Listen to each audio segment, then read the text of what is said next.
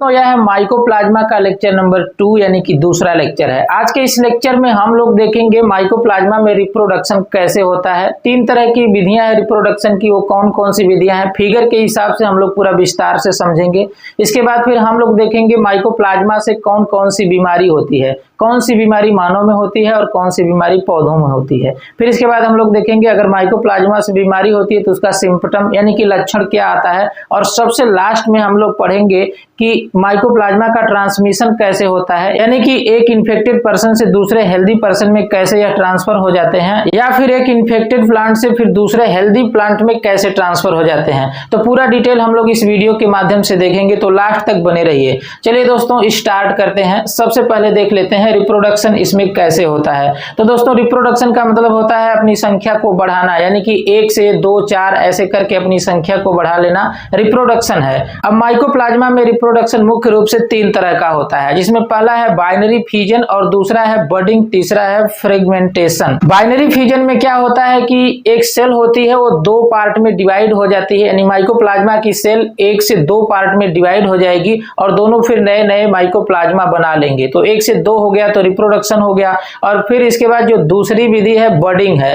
Budding में क्या होगा कि माइकोप्लाज्मा के ऊपर एक बड निकलेगी, कलिका निकलेगी, और फिर वही बड टूट करके अलग हो जाएगी और वह बड फिर नए माइकोप्लाज्मा का निर्माण कर देगी। और तीसरी विधि है इसमें फ्रेगमेंटेशन। माइकोप्लाज्मा की सेल कई छोटे छोटे टुकड़ों में टूट जाएगी और फिर एक एक टुकड़ा नए नए माइकोप्लाज्मा बना लेंगे। तो आइए इसे विस्तार से समझते हैं। दोस्तों अगर एग्जाम में प्रश्न पूछता है माइकोप्लाज्मा में रिप्रोडक्शन दिखाने के लिए, तो सबसे पहले आप हेडिंग डाल देंगे रिप्रोडक्शन इन माइकोप्लाज्मा और नीचे लिख देंगे there are 3 type of reproduction in mycoplasma. मतलब माइकोप्लाज्मा में मुख्य रूप से 3 तरह का रिप्रोडक्शन पाया जाता है, यानी कि 3 तरह से यह अपनी संख्या को बढ़ाते हैं, जिसमें तीनों का नाम सबसे पहले आप दिखा देंगे अलग अलग लाइन में। यहाँ पर हम एक ही लाइन में तीनों लिखे हैं, बाकी आप एग्जाम में एक लाइन में ये लिखेगा तो फिर दूसरी लाइन में नीचे बर्डिंग लिखेगा, फिर तीसरी लाइन में नीचे फ्रेगमेंटेशन लिखेगा। इस तरह से अगर आप एग्जाम में लिखेंगे तो काफी अच्छा लगेगा। तो अब तीनों पॉइंट लिखने के बाद आप पहली हेडिंग डाल देंगे बाइनरी फ्यूजन। बाइनरी फ्यूजन में आप क्या लिखेंगे, it is a most common method by which mycoplasma cell divided into 2 daughter cells. यानी कि यह एक मोस्ट कॉमन मेथड है रिप्रोडक्शन की, यानी कि बहुत ही कॉमन विधि है जो अधिक से अधिक पाई जाती है। यही विधि मतलब कि बाइनरी फ्यूजन के द्वारा ही अधिक से अधिक रिप्रोडक्शन होता है माइकोप्लाज्मा में, इसलिए आप कह सकते हैं कि यह बहुत ही कॉमन विधि है। बाय व्हिच मतलब जिसके द्वारा क्या होता है, माइकोप्लाज्मा सेल यानी कि जो माइकोप्लाज्मा की सेल है डिवाइडेड इनटू 2 डॉटर सेल्स। इस विधि में माइकोप्लाज्मा की सेल 2 डॉटर कोशिकाओं में विभाजित हो जाएगी, डिवाइड हो जाएगी। अब इसमें 3 स्टेप होते हैं। पहला स्टेप क्या है, सर्कुलर डीएनए रिप्लिकेट, यानी जो सर्कुलर डीएनए इसके अंदर जो रेड कलर से देखिए मैंने सर्कुलर डीएनए बनाया हुआ है, यह क्या होगा, रिप्लिकेट करेगा। रिप्लिकेट का मतलब अपनी संख्या को बढ़ाएगा, क्योंकि 1 से 2 सेल बनाना है तो संख्या को बढ़ाना पड़ेगा। तो सबसे पहले जो ये सर्कुलर डीएनए है यह रिप्लिकेट कर जाएगा और अपनी संख्या को बढ़ा लेगा। फिर क्या होगा, रिप्लिकेटेड क्रोमोसोम सेपरेटेड, यानी जो रिप्लिकेटेड क्रोमोसोम या फिर डीएनए दोनों एक ही बात है, यानी कि जब डीएनए अधिक हो जाता है तो इसे आप क्रोमोसोम कहेंगे। तो रिप्लिकेटेड क्रोमोसोम यानी जो रिप्लिकेट करके क्रोमोसोम बना हुआ है वो सेपरेट मतलब कि अलग हो जाएगा। तो आप देख रहे हैं इस फिगर में यहाँ पर तो एक ही है, यहाँ पर 1 से 2 बन गए हैं, तो क्रोमोसोम क्या हो रहा है, सेपरेट हो रहा है। फिर इसके बाद क्या होगा, cytoplasm divide and cell wall less cell. Cell wall less cell, इसे आप याद रखेंगे, यह जो सेल है यह सेल वॉल लेस है। सेल सेपरेटेड यानी जो सेल वॉल लेस सेल है वह सेपरेट हो जाएगी, यानी कि यह सेल 1 से 2 पार्ट में बढ़ जाएगी। आप इसे सीधा सीधा समझ लीजिए कि यह एक माइकोप्लाज्मा की सेल है, यानी कि माइकोप्लाज्मा है। तो सबसे पहले इसका डीएनए क्या होगा, रिप्लिकेट कर जाएगा और रिप्लिकेट करके क्रोमोसोम बना लेगा, यानी अधिक डीएनए हो जाता है तो उसे क्रोमोसोम आप कहेंगे। और फिर जो है डिवाइड होकर के 2 पार्ट में बढ़ गया है, क्योंकि 2 सेल बनाना है। और पहले तो यह जेनेटिक मटेरियल यानी कि डीएनए डिवाइड होगा और फिर बाद में पूरी सेल डिवाइड हो जाएगी। तो इस प्रकार आप देख रहे हैं कि एक माइकोप्लाज्मा सेल से 2 माइकोप्लाज्मा की सेल बन करके तैयार हो गई है। तो यह सबसे कॉमन टाइप का रिप्रोडक्शन है जिसका नाम है बाइनरी फ्यूजन। आप इसे समझ गए हैं। और और अब दूसरी हेडिंग डाल देंगे बडिंग। बडिंग में क्या होता है, देखिए formation of new cell through budding from parent cell, यानी कि बडिंग के द्वारा नए सेल का फॉर्मेशन करना पेरेंट सेल से, यानी कि पेरेंट सेल से नई सेल बनेगी किसके द्वारा, बडिंग के द्वारा। अब इसमें भी 3 स्टेप है। पहले क्या होगा, पेरेंट सेल फॉर्म बड। इसमें देखिए जो पेरेंट सेल, ये देखिए क्या है, पेरेंट सेल है और यहां पर आप देख रहे हैं बड बना दे रही है, प्रोड्यूस बड, यानी कि बड बना दे रही है। और फिर इसके बाद दूसरे स्टेप में क्या होगा, डीएनए इज ट्रांसफर इनटू बड। यहाँ पर आप देख रहे हैं इसका डीएनए जो है बड में ट्रांसफर हो रहा है धीरे धीरे। यहाँ पर डीएनए देखिए क्या था, बीच में था और अब यह डीएनए बड की तरफ जा रहा है, बड में ट्रांसफर हो जाएगा।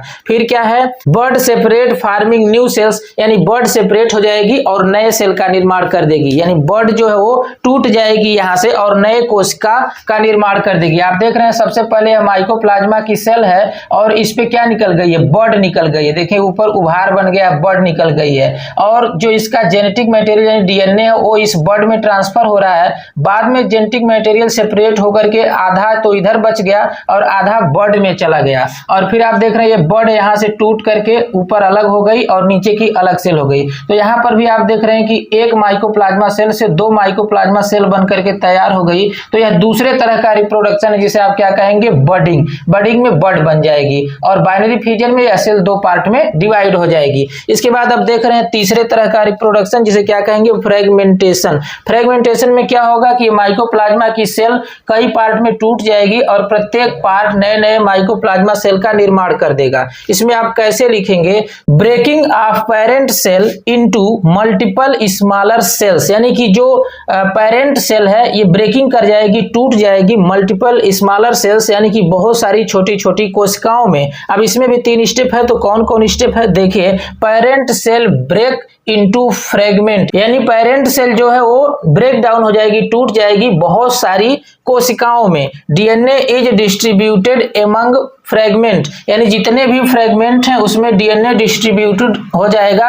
ये जब सेल टूटेगी उसी समय डिस्ट्रीब्यूटेड हो जाएगा, ऐसा नहीं कि जब सेल टूट गई तो उसके बाद फिर डीएनए सब में डिस्ट्रीब्यूट किया जाएगा। यह टूटते समय ही डीएनए डिस्ट्रीब्यूटेड हो जाता है। और फिर इसके बाद क्या है, fragment generate into new sales, यानी जितने भी फ्रेगमेंट है वो नए सेल में जनरेट हो जाएंगे, नई कोशिका का निर्माण कर देंगे। तो आप यह भी समझ गए, तीनों तरह का रिप्रोडक्शन आप समझ गए। पहला जो है वो बाइनरी फ्यूजन है जिसमें एक सेल 2 पार्ट में डिवाइड हो जाएगी और दोनों नए नए माइकोप्लाज्मा बना देंगे। दूसरी जो विधि है वो बडिंग है, इसमें माइकोप्लाज्मा के ऊपर एक बड निकलेगी और बड जो है बाद में टूट करके नए माइकोप्लाज्मा का निर्माण कर देगी। तीसरी विधि जो फ्रेगमेंटेशन है, इसमें जो माइकोप्लाज्मा की पेरेंट सेल यानी पहले से जो कोशिका रहेगी वो कई पार्ट में ब्रेक डाउन हो जाएगा और छोटे छोटे कई पार्ट बन जाएंगे। बाद में वह जो पार्ट बने हैं वो नए नए माइकोप्लाज्मा का निर्माण कर देंगे। तो ये तीनों विधि रिप्रोडक्शन की बहुत ही आसान है, आप इस तरह से एग्जाम में दिखा देंगे। और अब बात आती है डिजीज, यानी कि माइकोप्लाज्मा कौन कौन सी बीमारी काज करते हैं। तो जो मुख्य बीमारियां हैं उसके बारे में हम आपको बता रहे हैं। तो पहले हम बताएंगे कि ह्यूमन में यानी कि मानव में कौन सी बीमारी होती है, फिर इसके बाद हम पौधों में बताएंगे, प्लांट में। तो देखिए ह्यूमन में कौन सी बीमारी होती है, आप नीचे हेडिंग डाल देंगे इन ह्यूमन और इसमें लिखेंगे माइकोप्लाज्मा ह्यूमिनिस। यह एक स्पीशीज है माइकोप्लाज्मा की।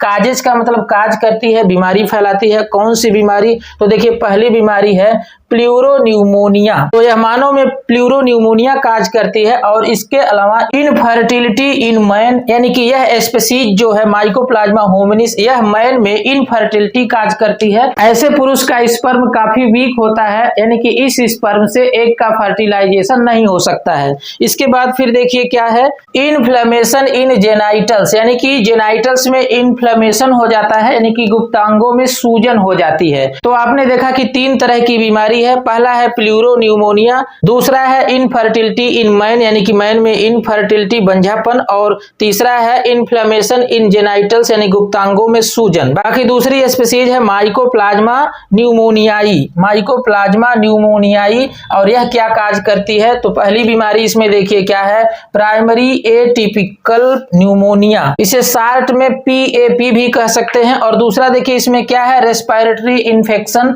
यानी कि इस स्पीशीज से रेस्पिरेटरी इन्फेक्शन भी होता है, यानी कि रेस्पिरेटरी सिस्टम में इन्फेक्शन भी हो सकता है इस स्पीशीज से। तो मानव में होने वाली बीमारियों को आप समझ गए। अब चलिए देखते हैं प्लांट में यानी पौधों में होने वाली बीमारी, किससे, माइकोप्लाज्मा से। तो देखिए जो पहली बीमारी है इसमें क्या है, little leaf of brinjal. Little leaf of brinjal, brinjal का मतलब क्या होता है, बैगन का पौधा या भंटा का पौधा, इसको ब्रिंजल कहते हैं। तो ब्रिंजल के पौधे में या बैगन के पौधे में लिटिल लीफ हो जाती है अगर माइकोप्लाज्मा का इन्फेक्शन होता है। तो आपके घर पे भी कभी न कभी बैगन जरूर लगाया गया होगा या कभी न कभी आप ऐसा जरूर देखे होंगे बैगन का पौधा जिसमें छोटी छोटी पत्तियां निकली हुई रहती है। जब शुरू में लगाया जाता है तो उसमें बड़ी बड़ी पत्तियां निकलती है जिस समय हेल्दी रहता है और फल भी बड़े बड़े लगते हैं, लेकिन कुछ दिनों के बाद इसमें छोटी छोटी पत्तियां निकलती हैं और पूरा चौपट हो जाता है, फल भी नहीं लगता है। कुछ लोग कहते हैं इसका पेड़ काट दीजिए तो फिर से नया निकलेगा और उसमें बड़े बड़े अच्छे अच्छे फल लगेंगे, लेकिन ऐसा होता नहीं है क्योंकि जड़ तक इन्फेक्शन पहुंच जाता है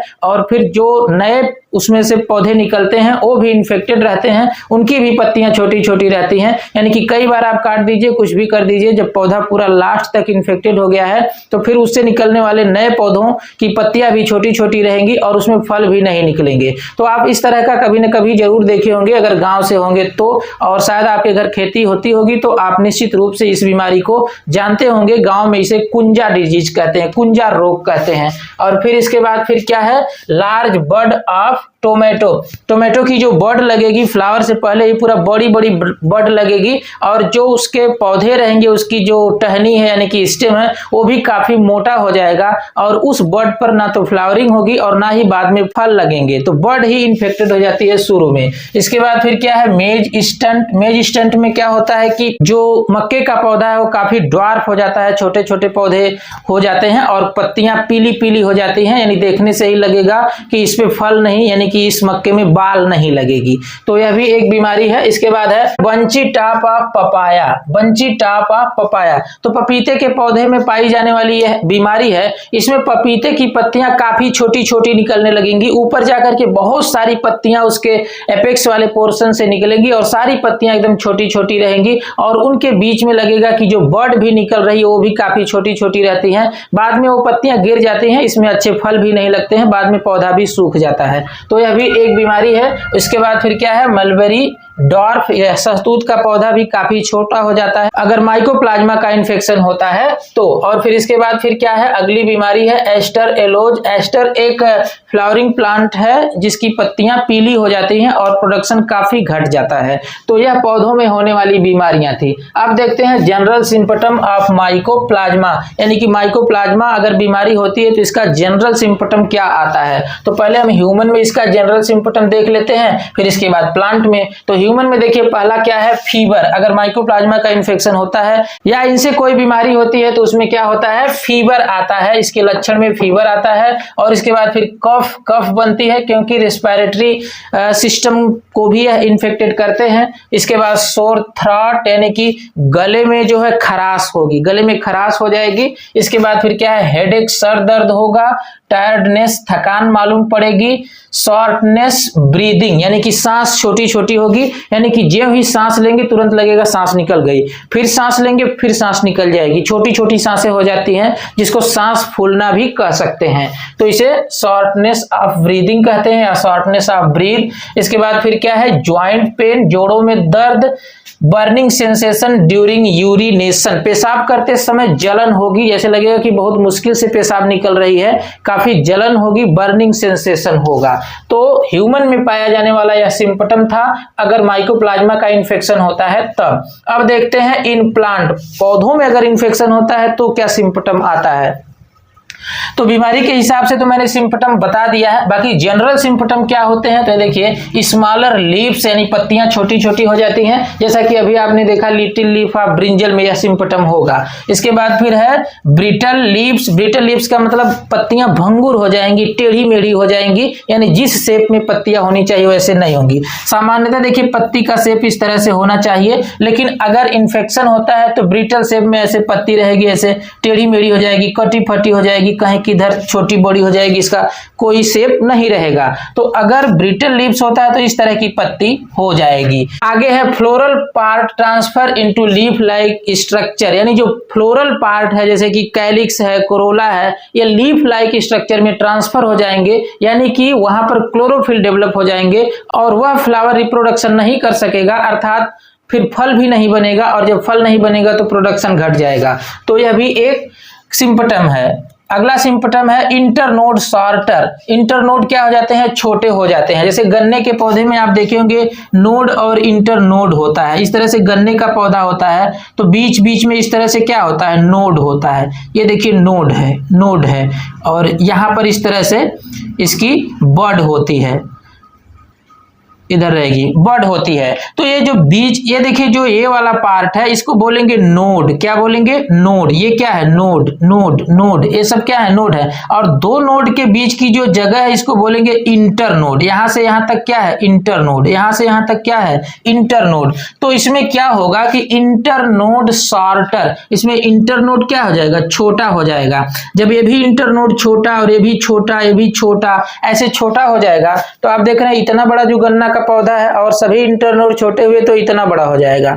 तो प्रोडक्शन घटा कि नहीं घटा, तो यह भी एक इसका सिम्पटम है। मेनी बड प्रोड्यूस, ऐसा आप देखे होंगे टमाटर के ही पौधे में या अन्य और कई पौधे में आप देखे होंगे कि बहुत सारी बड निकलती हैं एकदम पास पास, लेकिन उसमें फल नहीं लगते हैं। फ्लावरिंग ही नहीं होती है तो फल कहां से लगेंगे। तो यह भी एक सिम्पटम है कि बहुत सारी बड निकलती हैं लेकिन उसमें ना तो फ्लावरिंग होती है और ना ही उसमें बाद में फल लगते हैं। तो यह भी एक सिम्पटम है। तो यह तो रहा सिम्पटम, यानी कि जनरल सिम्पटम। पहले आपने ह्यूमन में जनरल सिम्पटम देखा, फिर इसके बाद जो है पौधों में। अब चलिए देखते हैं ट्रांसफर ऑफ माइकोप्लाज्मा, यानी कि माइकोप्लाज्मा का ट्रांसफर कैसे होता है, यानी कि एक इन्फेक्टेड प्लांट से दूसरे हेल्दी प्लांट पे कैसे इनका ट्रांसफर हो जाता है, या एक इन्फेक्टेड पर्सन से दूसरे हेल्दी पर्सन पर कैसे इनका ट्रांसफर हो जाता है। तो पहले हम मैन में देखेंगे, मानव में, यानी कि मानव में कैसे ट्रांसफर होता है माइकोप्लाज्मा। तो पहला है ड्रॉपलेट ट्रांसमिशन। ड्रॉपलेट ट्रांसमिशन कैसे हो सकता है, तो जैसे कफिंग है, कफिंग का मतलब खांसते समय, स्नीजिंग का मतलब छींकते समय, टॉकिंग का मतलब बात करते समय। मान लीजिए दो लोग हैं और उसमें से एक व्यक्ति जो है वो हेल्दी है और दूसरा क्या है, इन्फेक्टेड है। तो इन्फेक्टेड पर्सन को, यानी जिसको बीमारी है, जिसको माइकोप्लाज्मा का इन्फेक्शन है, उसको खांसी आ गई। तो खांसी आते समय लोग ऐसे देखते हैं, तेज से खांसी आई तो ऐसे मुंह पे हाथ लगा करके छींक देते हैं। तो अब आप अपने हाथ पर देखेंगे तो बहुत सारी बूंदें लगी होती हैं पानी की, जो मुख से निकली होती हैं। तो उन बूंदों को क्या कहते हैं, ड्रॉपलेट। तो अगर आप हाथ लगा लिए तो ठीक है, और नहीं हाथ लगाए तो क्या होगा कि फिर अगले व्यक्ति के ऊपर माइकोप्लाज्मा चले जाएंगे और उसे भी इन्फेक्शन हो जाएगा। ऐसे छींक आती है तो भी बहुत सारी बूंदें आपके नाक या मुंह से निकलती हैं और वह बूंदें आपके हाथ में लग जाती हैं। कुछ निकल करके दूसरे हेल्दी पर्सन पर भी बूंदें जा सकती हैं। तो उन बूंदों के साथ, उन ड्रॉपलेट के साथ माइकोप्लाज्मा भी जा सकता है और वह व्यक्ति भी इन्फेक्टेड हो सकता है। इसके अलावा अगर मान लीजिए आप हाथ में भी छींक को रोक लिए, तो आप फिर कोई चीज छू दिए, मान लीजिए किसी दुकान पर बैठे हैं तो वहां जग यानी कि मग छू दिए या फिर और कोई चीज छू दिए, तो फिर अगर कोई हेल्दी पर्सन उस वस्तु को छूता है तो वह भी इन्फेक्टेड हो जाएगा। और इसके बाद फिर क्या है, sharing food, drink and other, यानी कि अगर आप फूड या ड्रिंक कोई चीज शेयर कर रहे हैं और आपको पहले से माइकोप्लाज्मा है, तो जिस हेल्दी पर्सन को ये चीजें आप शेयर कर रहे हैं उसे भी माइकोप्लाज्मा का इन्फेक्शन हो सकता है। जैसे मान लीजिए किसी को माइकोप्लाज्मा का इन्फेक्शन है और वह कोई फूड वाली चीज किसी को दे रहा है, टच कर दिया है अपने हाथ से, तो क्या करेगा, खाएगा तो उसको भी माइकोप्लाज्मा का इन्फेक्शन हो जाएगा। या फिर कोई ड्रिंक दे रहा है, जैसे मान लीजिए कोई दुकानदार है, कोई ड्रिंक दे रहा है, जैसे नींबू का जूस दे रहा है, उससे भी इन्फेक्शन हो सकता है। अदर मतलब कोई अन्य चीज होती, जैसे मान लीजिए हम ही पढ़ा रहे हैं, अगर कोई लड़का फीस दे रहा है, पहले से उसको माइकोप्लाज्मा है, कई बार छींक के अपने हाथ में रखा हुआ है, उसी हाथ से फीस देगा और फिर हम मान लीजिए उसका फीस गिन रहे हैं तो ऐसे जीभ से लगा करके गिनते हैं, फिर जीभ पे लगा लेते हैं, ऐसा होता है, लोग करते हैं, तो इससे भी इन्फेक्शन हो सकता है। इसके बाद फिर क्या है, सेक्सुअल कंटैक्ट। सेक्सुअल कंटैक्ट से भी, यानी कि लैंगिक संबंध से भी माइकोप्लाज्मा का इन्फेक्शन हो सकता है। कंटामिनेटेड सरफेस, कंटामिनेटेड कोई सतह है, यानी कि दूषित सतह है या फिर इन्फेक्टेड कोई सतह है तो उसे छू करके भी, जैसे कोई इन्फेक्टेड पर्सन पहले से छू दिया है, उसमें माइकोप्लाज्मा लग गया है, अब उसे कोई हेल्दी पर्सन छुएगा तो उसे भी माइकोप्लाज्मा का इन्फेक्शन हो जाएगा। मदर टू चाइल्ड, यानी कि मदर को अगर है तो मदर का चाइल्ड से हमेशा जो है जुड़ाव रहता है, लगाव रहता है, हमेशा किसी वस्तु का खान पान लेन देन लेकर के लगा रहता है। या फिर बर्थ के समय भी हो सकता है, किसी मदर को अगर माइकोप्लाज्मा का इन्फेक्शन है तो बर्थ के समय बच्चे में भी इन्फेक्शन हो सकता है। मेडिकल प्रोसीजर से भी हो सकता है, सर्जरी के समय, या फिर किसी आर्गन का ट्रांसप्लांट हो रहा है जैसे किडनी वगैरह का, जो डोनर है उसको अगर माइकोप्लाज्मा है और जो रिसीवर है तो उसको फिर माइकोप्लाज्मा हो सकता है। तो यह ट्रांसमिशन आपने देखा ह्यूमन में। अब चलिए देखते हैं प्लांट में ट्रांसमिशन कैसे होता है। तो प्लांट में पहला है बाय डोडर। डोडर एक प्लांट होता है जिसे अमरबेल कहते हैं। यह पैरासाइट पौधा है, यानी कि परजीवी पौधा है। मान लीजिए किसी एक पौधे पर यह परजीवी है और उस पे माइकोप्लाज्मा का इन्फेक्शन है तो यह दूसरे पौधे पर भी परजीवी के रूप में जा सकता है, बगल के पौधे पर। तो एक पौधे से माइकोप्लाज्मा को यह दूसरे पौधे पर रख देगा, यानी कि अपने माध्यम से दूसरे पौधे को जोड़ेगा तो माइकोप्लाज्मा का बड़े आराम से ट्रांसफर हो जाएगा। दूसरा है ग्रेफ्टिंग। ग्रेफ्टिंग को मैंने एक वीडियो में बताया हुआ है। ग्रेफ्टिंग में क्या होता है थोड़ा सा देख लीजिए। ग्रेफ्टिंग में एक पौधा देखिए यहाँ पर है और एक पौधा यहाँ पर है। इसमें होता क्या है कि एक पौधे को काट करके दूसरे पौधे से जोड़ा जाता है। ये देखिए, एक पौधा ये है और दूसरा पौधा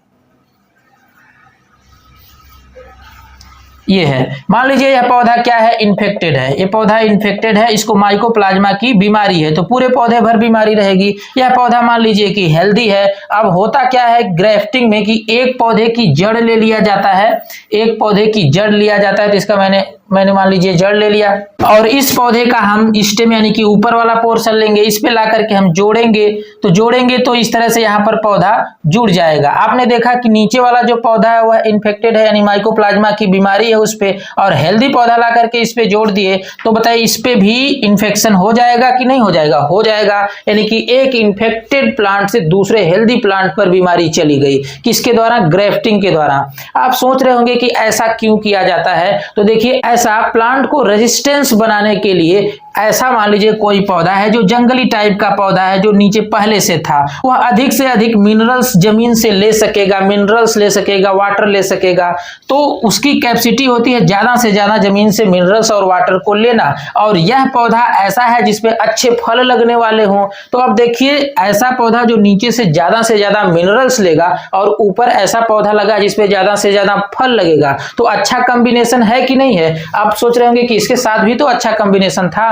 तो इसके साथ अच्छा कॉम्बिनेशन नहीं था, क्योंकि यह पौधा अच्छा फल तो दे सकता था, इसकी जड़ नीचे से अधिक मिनरल्स एब्जॉर्ब नहीं कर सकती थी, तो कॉम्बिनेशन सही नहीं था। अब यहाँ पर कॉम्बिनेशन एकदम सही हो गया कि यहाँ पर जो पौधा ऊपर का है वो फल अच्छा देगा और नीचे जो जड़ है वो नीचे से अधिक मिनरल्स और वाटर लेगी। तो कॉम्बिनेशन अच्छा है, तो इसलिए इस तरह का किया जाता है, ग्रेफ्टिंग की जाती है। लेकिन इससे इन्फेक्शन हो सकता है। अगर जड़ जो है इन्फेक्टेड है तो ऊपर लगाया हुआ पौधा भी इन्फेक्टेड हो जाएगा। तो इस तरह से काट करके यहाँ पर जोड़ा जाता है, इसको ग्रेफ्टिंग कहते हैं।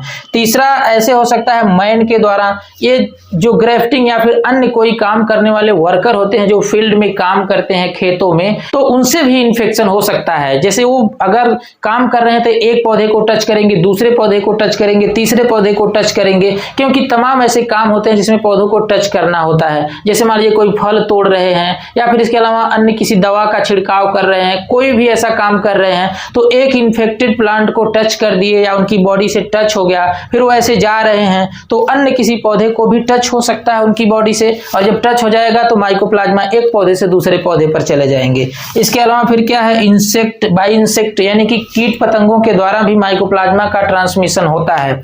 कीट पतंग क्या करते हैं, पॉलिनेशन कराते हैं, यानी कि एक पौधे के पॉलन ग्रेन को ले जाकर के दूसरे पौधे के स्टिग्मा पर रखते हैं। यानी कि एक फ्लावर से पॉलन ग्रेन लेंगे और दूसरे पौधे के किसी फ्लावर पर जाकर स्टिग्मा पर उस पॉलन ग्रेन को रखते हैं। इसे क्या कहते हैं, पॉलिनेशन। ऐसे में क्या होगा कि मान लीजिए जिस पौधे से पॉलन ग्रेन को लिए वह पौधा इन्फेक्टेड था और उड़ करके जब दूसरे पौधे पर बैठे जहां पर पॉलन ग्रेन रखना है जिस स्टिग्मा पर, वह पौधा अगर हेल्दी है तो उसे भी माइकोप्लाज्मा का इन्फेक्शन हो सकता है। इन्फेक्टेड प्लांट पर बैठा और फिर जाकर के हेल्दी प्लांट पर बैठा तो यहाँ से माइकोप्लाज्मा उस पौधे पर जा सकते हैं, ऐसे में इन्फेक्शन हो सकता है।